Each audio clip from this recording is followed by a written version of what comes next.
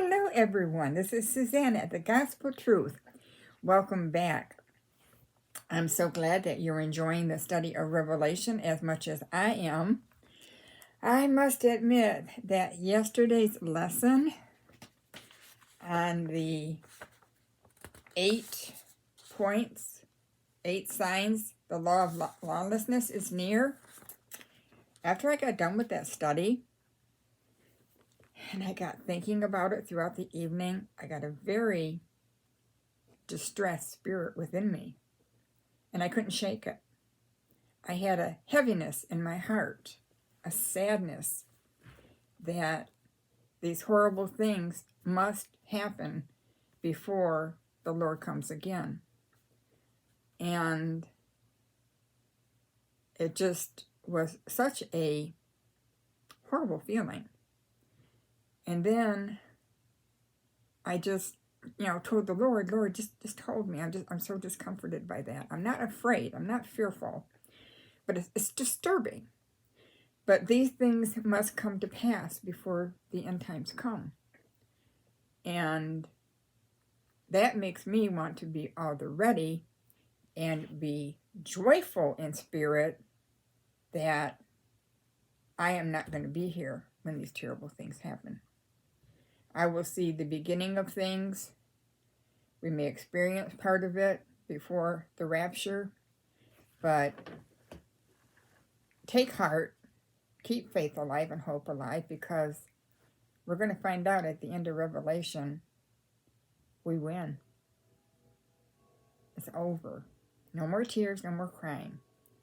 So, yeah, some of these things in Revelation are hard to accept, hard to fathom in our minds, but they are necessary things that must come to pass, and God's wrath is going to be poured out. Think of, since the beginning of time, how patient God has been with us, how loving he has been. Very, very long suffering. But there's going to come a time when enough is enough.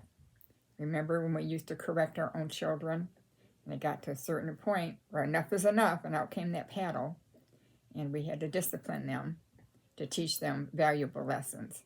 And the Lord will continue disciplining us to teach us lessons that we need to learn to finish the race. So I just wanted to share that a little bit with you. So we're going to finish up Revelation chapter 6 today.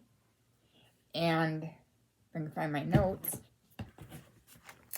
I just had them here. Oh, here it is. I just had them here.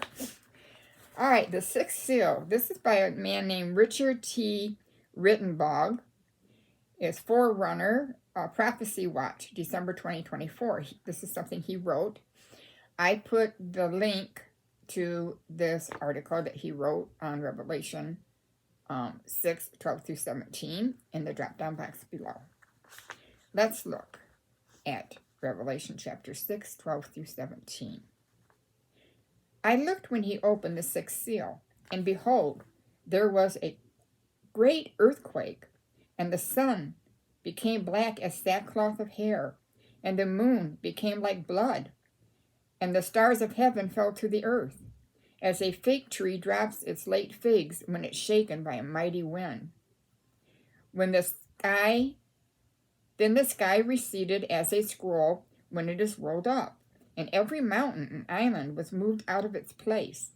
And the kings of earth, the great men, the rich men, the commanders, the mighty men, every slave and every free man, hid themselves in the caves and in the rocks of the mountains, and said to the mountains and rocks, Fall on us and hide us from the face of him who sits on the throne and from the wrath of the Lamb.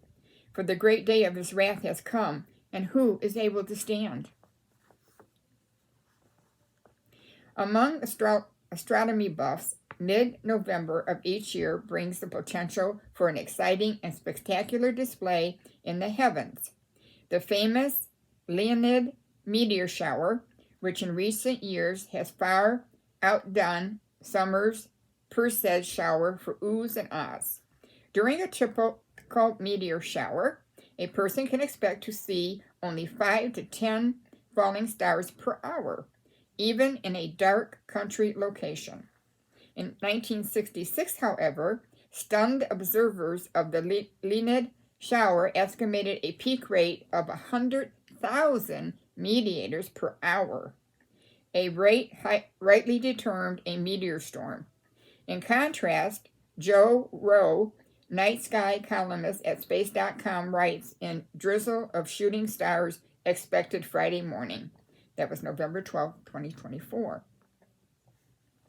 The Leonid meteors are debris shed into space by the Tempel-Tuttle comet, which swings through the inner solar system at intervals of 33 years. With each visit, the comet leaves behind a trail of dust in its wake. Lots of the comet's old dusty trails litter the mid-November part of Earth's orbit, and the Earth glides through this debris zone every year.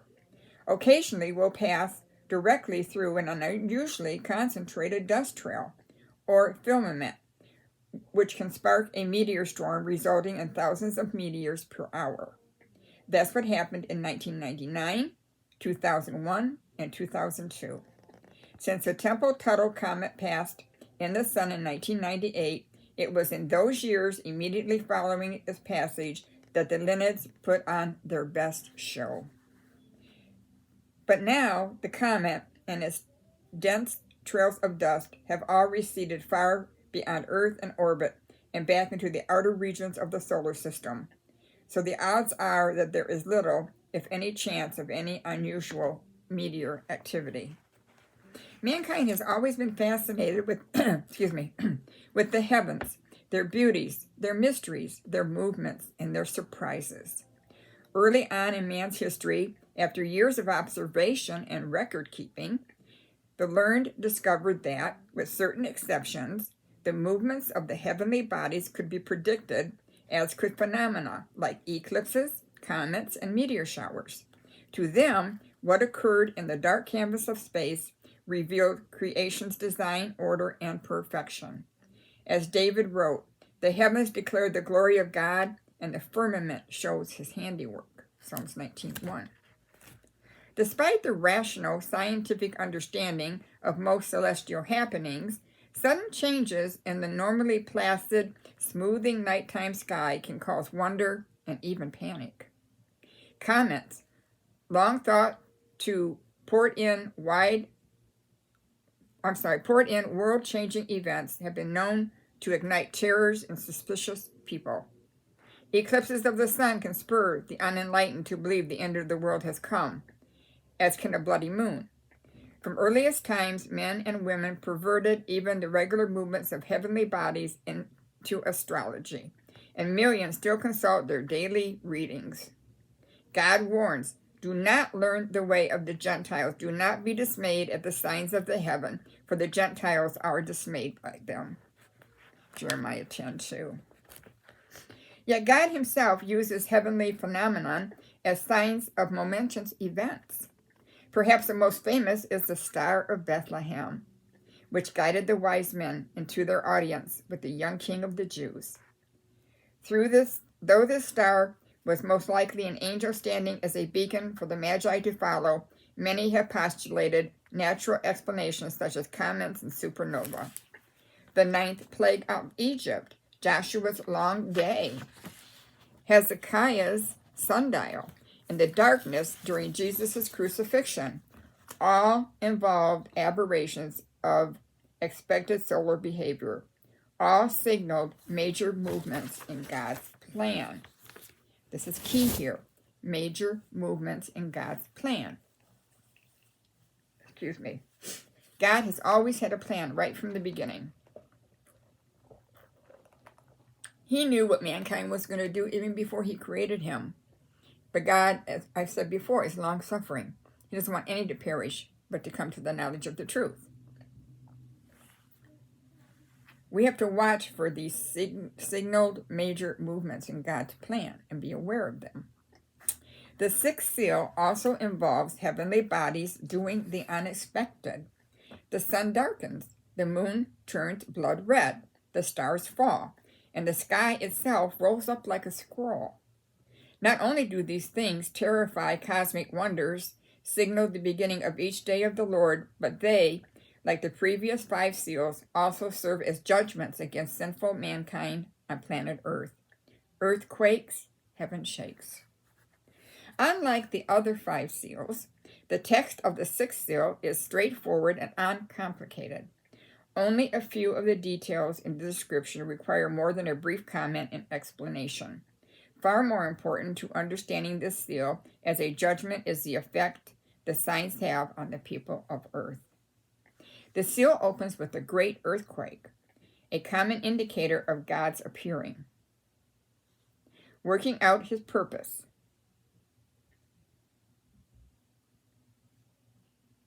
And or striking out in displeasure and judgment.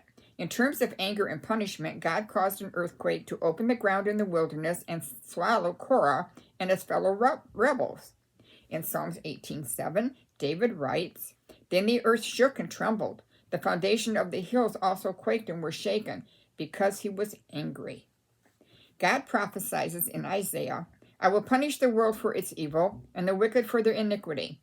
Therefore I will shake the heavens, and the earth will move out of her place, in the wrath of the Lord of hosts, and in the day of his fierce anger." Earthquakes occur frequently in Revelation, of which is one of the first. Seismic activities accompanies the 7th seal, Revelation 8:5. The resurrection of the 2 witnesses, the 7th trumpet, and the 7th bowl or vial of God's wrath. Evidently, massive earthquakes, the kind that strikes dread and panic into every soul caught in them, will frequently punctuate the day of the Lord. Certainly the heavenly signs that occur in tandem with the great trembler are astounding, especially if all of them should occur within a short span of time. Joel 2:30-31 describes the same event. "And I will show wonders in the heaven and in the earth, blood and fire and pillars of smoke. The sun shall be turned into darkness and the moon into blood, before the coming of the great and terrible day of the Lord." In the Olivet prophecy, Jesus repeats this warning. Immediately after the tribulation of those days, the sun will be darkened, and the moon will not give its light. The stars will fall from heaven, and the powers of the heavens will be shaken. Luke's rendition adds a few details. "And there will be signs in the sun, in the moon, and in the stars, and on the earth distress of nations, with perplexity, the sea and the waves roaring, men's heart failing from fear and expectation of those things which are coming on the earth, for the powers of heaven will be shaken." The sun darkened. John describes the darkness of the sun as black sackcloth of hair, comparing it to the black goat hair used to make sackcloth and tents in his day. This may depict a solar eclipse or possibly a massive dust storm caused by a volcanic explosion. The 9th plague covered Egypt with a darkness which may even be felt a thick darkness. And perhaps God will repeat it on even a grander scale. Whatever the case, visibility will be severely limited even during the daylight hours. The moon like blood. This chilling sight presages calamity and death, particularly in war, as in the color of the second horse. Sometimes lunar discoloration occurs naturally when unusual amounts of dust are suspended in the atmosphere, particularly after a volcanic eruption or an earthquake. Incidentally, many manuscripts read full moon rather than simple moon. The stars fell. John's imagery reflects countless late figs blown down by the violent winter wind.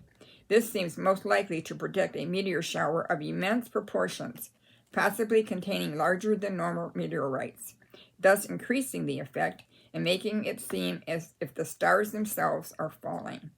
Because stars are a biblical symbol of angels, some have suggested that this verse parallels Revelation 12:7-10, the casting out of Satan and his demons from heaven.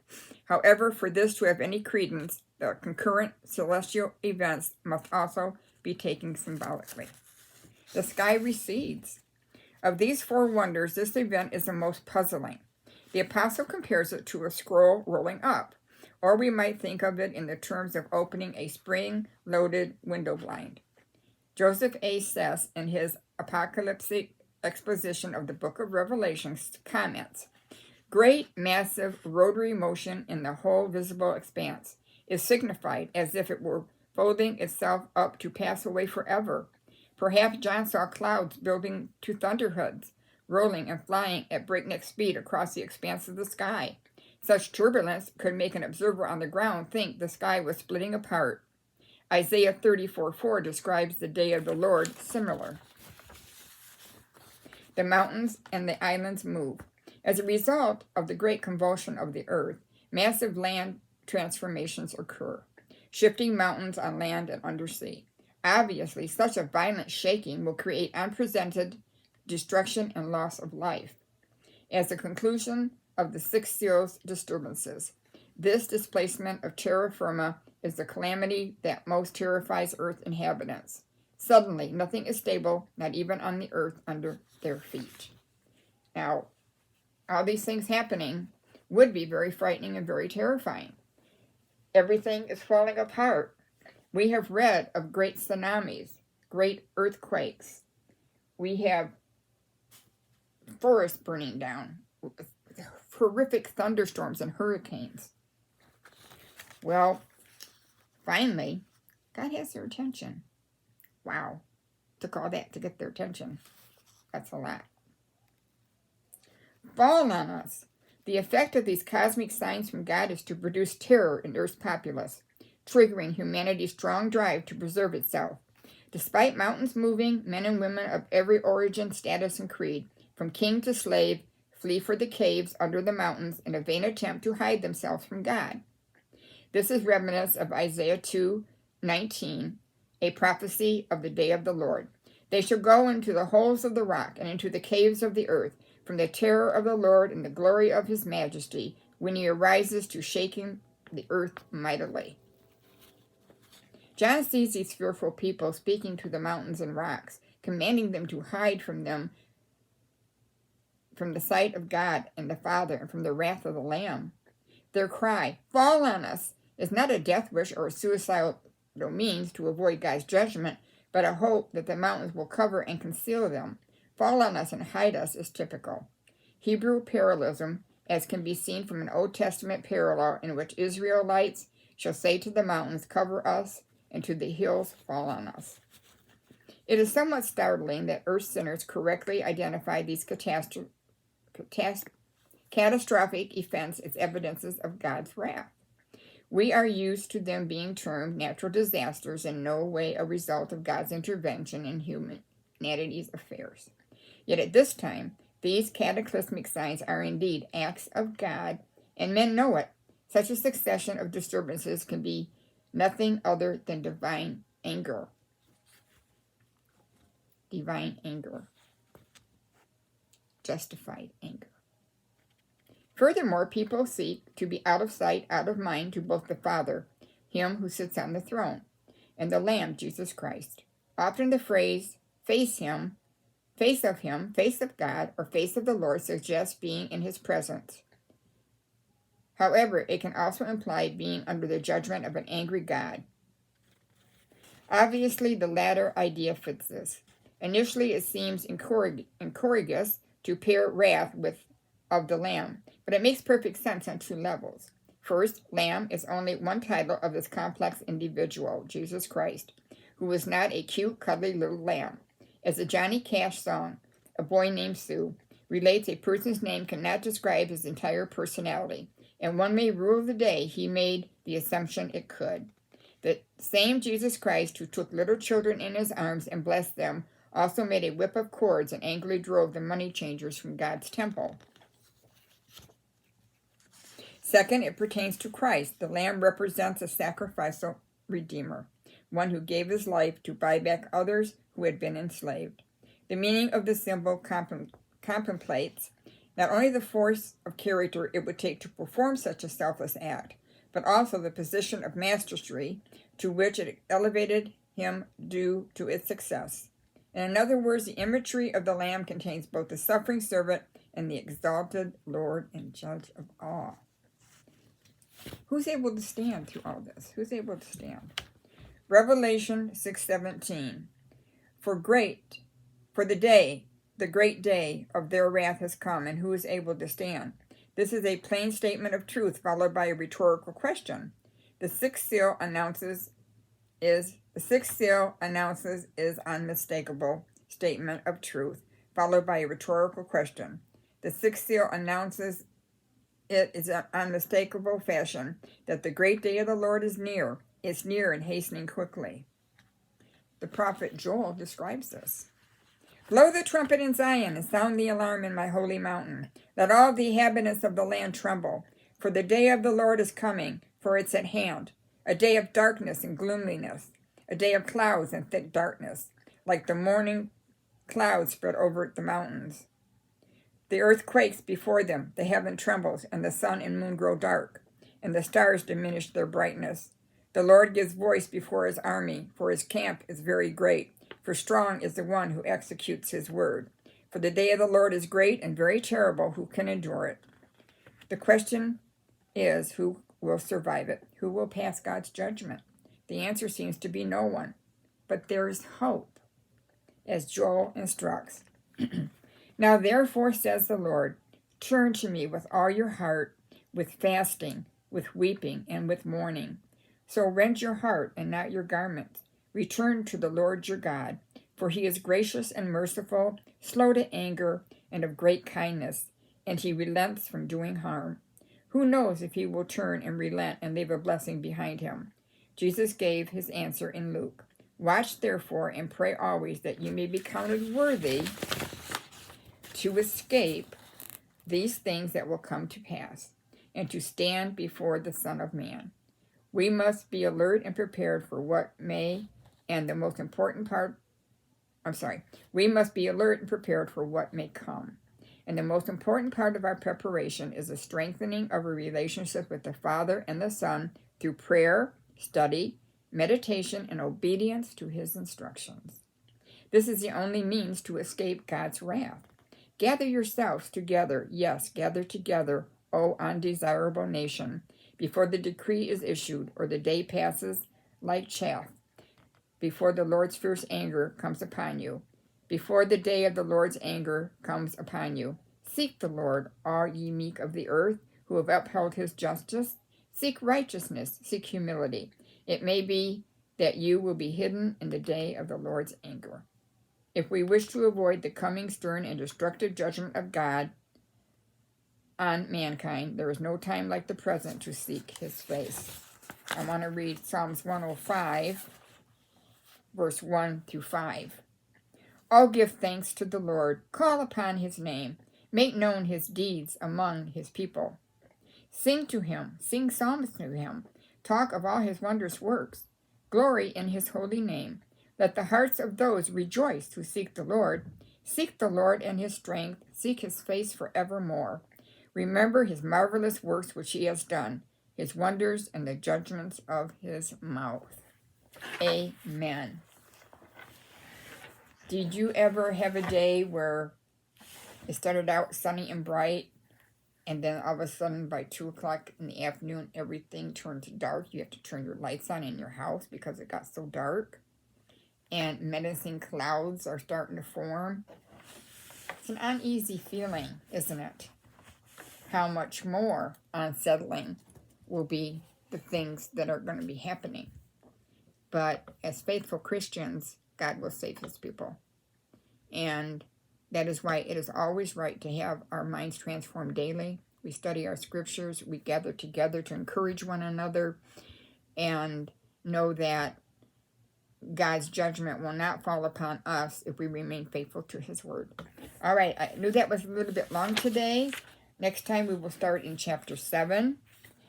And let us be joyous that God has provided a way out for those that love him. All right, everyone, you take care. I'll be back on tomorrow with another study in Revelation. You take care and you have a most blessed day in the Lord. Thank you for all your comments. If you could please press that like button for me, I would sure appreciate that. All right, bye for now.